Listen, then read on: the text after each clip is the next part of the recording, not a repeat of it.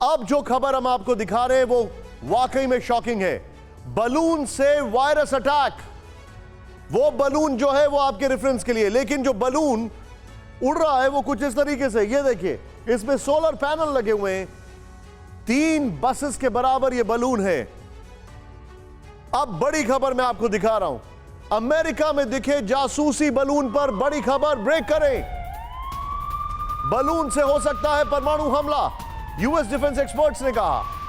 Balloon में छोटा परमाणु हथियार आ सकता है, यूएस डिफेंस एक्सपर्ट ने कहा। With the visuals Rahul, hypersonic missile का डेटा हासिल कर सकता है बलून। यह बड़ी खबर है।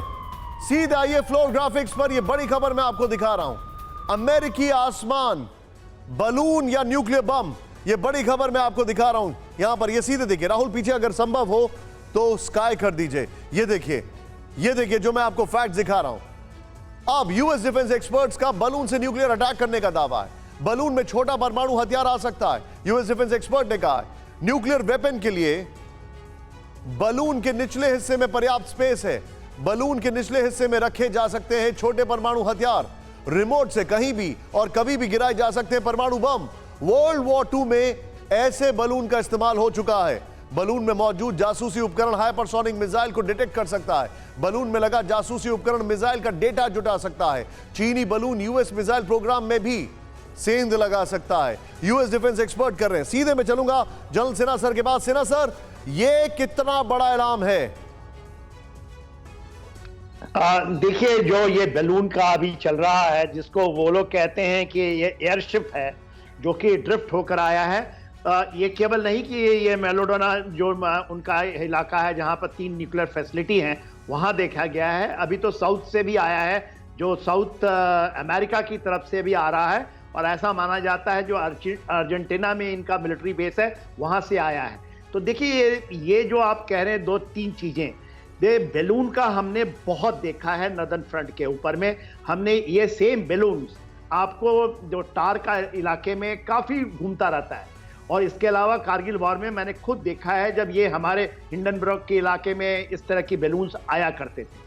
अब ये बैलून्स क्या हैं? देखिए, आज के सैटेलाइट के युग में इंफॉर्मेशंस तो लेने नहीं आते।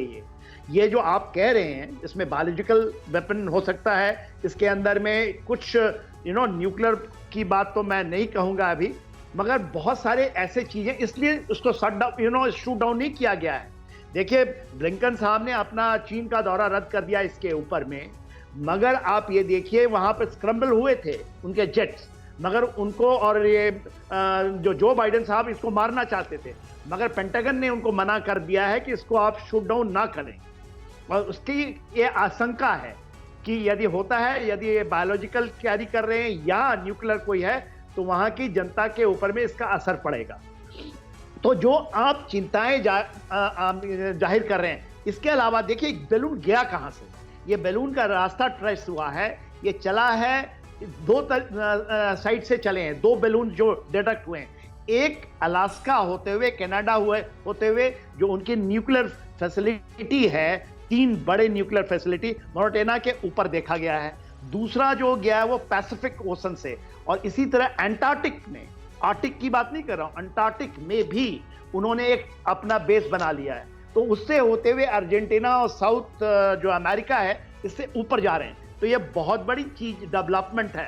और ऐसे नहीं कि ब्लिंकन ने इनको मना कर दिया कि हम नहीं आएंगे, और इसलिए किया है कि एक तरह का प्रोवोकेशन है।